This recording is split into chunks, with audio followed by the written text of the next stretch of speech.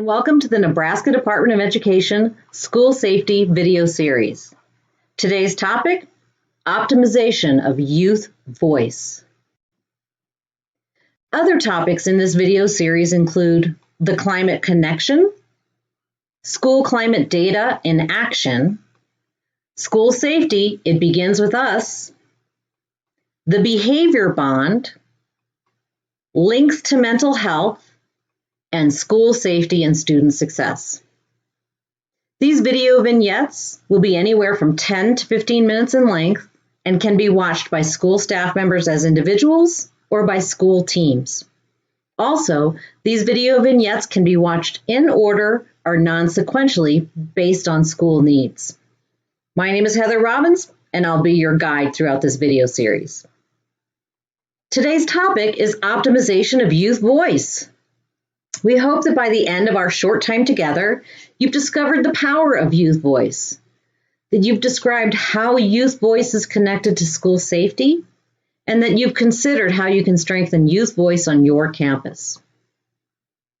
So let's talk about school voice. This definition of voice comes from the Qualia Institute.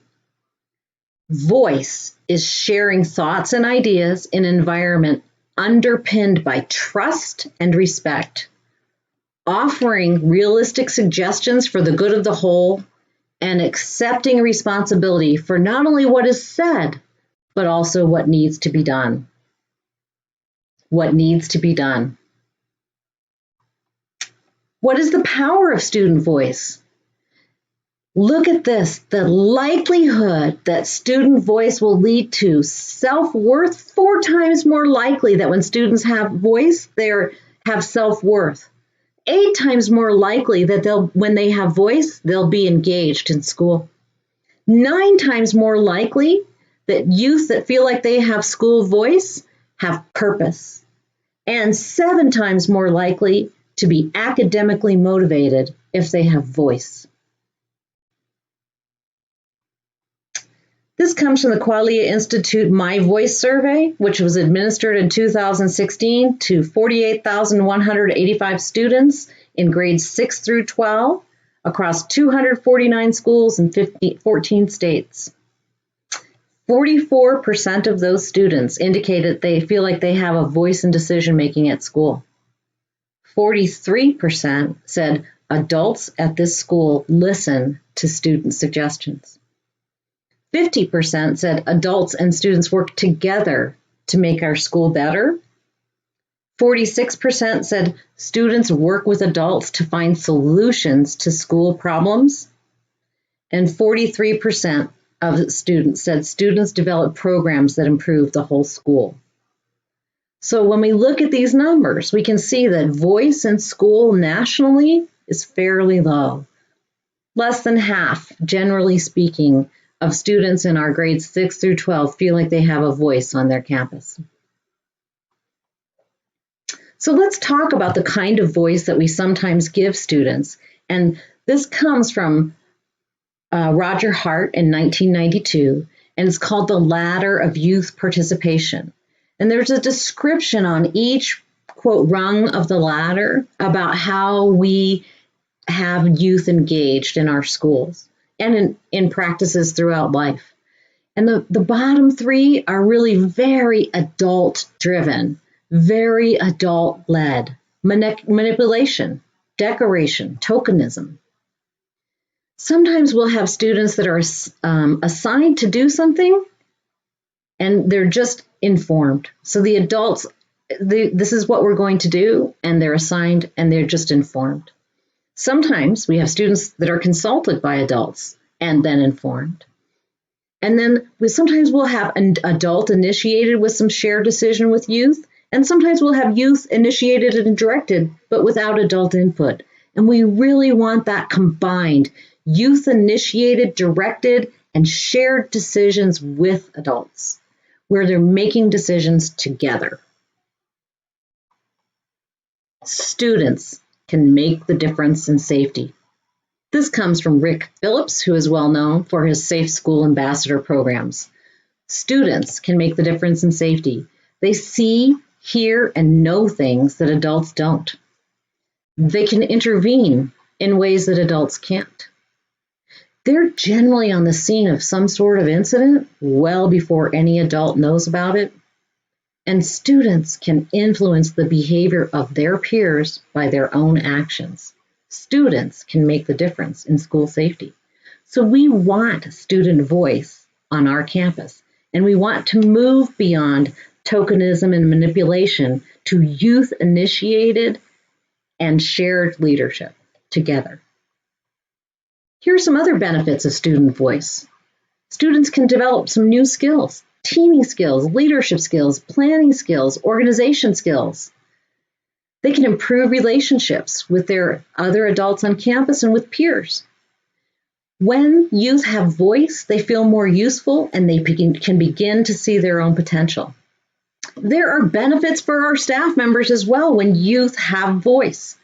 It improves their own listening skills. It strengthens their connection with youth. It strengthens their understanding of the youth perspective. And then the adults get support in school improvement when students and adults work together. So I'd ask you to take a moment to reflect. What are you currently doing to promote youth voice and engagement on your campus? And then consider where you are on Hart's ladder. That's 3 slides back. So I'd ask you to pause the video and take a moment to reflect.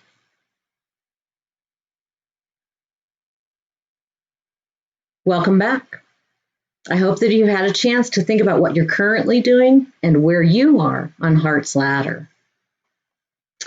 Here are some small strategies that you can consider for optimizing youth voice. You can engage the youth in establishing rules and norms for your campus and for activities on your campus and for locations on your campus, setting those rules and norms together. You can encourage that students hold student-led parent-teacher conferences, that they're the leaders of parent-teacher conferences.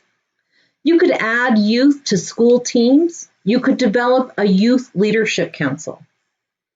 You can allow youth to design and lead activities for peers, staff, and stakeholders on your campus. You could share aggregate school data with youth, academic data, discipline data, climate data. Allow the youth and teach the youth to problem solve and let them make some meaningful decisions regarding goals and action steps.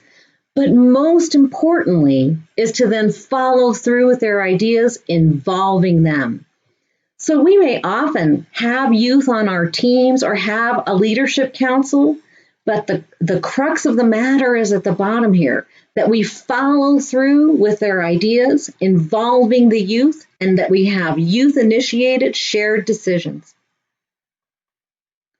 Here are some amazing resources for youth voice. If you go to Google and you type in any one of these on the bullets here, so West Ed, Speak Out, Listen Up, Tools for Using Student Perspectives and Local School Data for School Improvement, if you type that into Google, it will go straight to that document. Same thing with the Sierra Foundation, the Qualia Institute. If you go to the Qualia Institute, you're actually going to get to their library when you type that, and then go down and locate instructional strategies and find the ones for youth voice and student voice. And it's available for all levels, from elementary to secondary. And you can also follow some youth and their voice at My American Ed on Twitter. So if you pause the video here, you can take a moment to type any of these in and access these resources. We'd like you to consider, do adults on your campus understand and are they open to the power of youth voice? Are they willing to get to a point where they have youth-initiated and directed activities where they share some decision-making with adults? Are they ready to get there? Do students on your campus feel like they have a voice? And how do you know? And maybe go back to that definition of voice at the beginning and reread and think about that. And make sure that students know when we're talking about voice, that's what we're talking about. And then we'd like you to consider, how can you build or enhance youth voice? These are questions for you and your school teams to consider. We hope that today you've discovered the power of youth voice, that you can describe how youth voice is connected to school safety, and that you've considered how you can strengthen youth voice on your campus. Thank you for joining us, and we look forward to having you at the next school safety video series vignette.